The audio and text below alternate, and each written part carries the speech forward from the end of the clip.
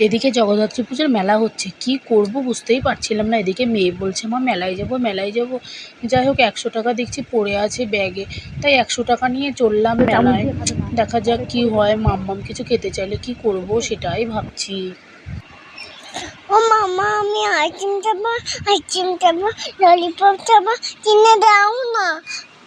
কি করব বুঝতেই পারছি না। 100 টাকা তো নিয়ে এসছি, এদিকে ওর পাপাকেও বলতে পারিনি যে আমার কাছে তো 1 টাকাও নেই, 1 টাকা দাও। কি করব, হে ঠাকুর তুমি কিছু উপায় বের করে দাও, ঠাকুর ঠাকুর উপায় বের করে দাও।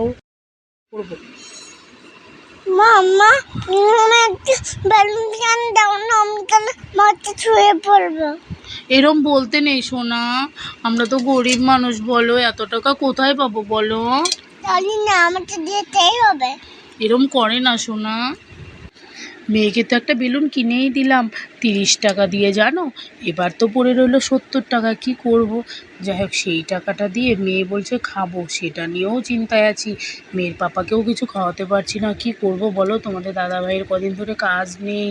ঠাকুরকে বলছি হে ঠাকুর কিছু উপায় বের করে দাও ঠাকুর। আমার কাছে একটা টাকা নেই বলে দেখো ওর পাপা কোথায় পালিয়ে গেছে। কি করি।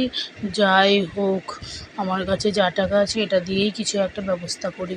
ঠিক আছে বলতো, জানো আমি এখানে একটা উপায় পেয়েছি, 70 টাকায় 1 প্লেট মোমো। কি করব, কিছু করার নেই।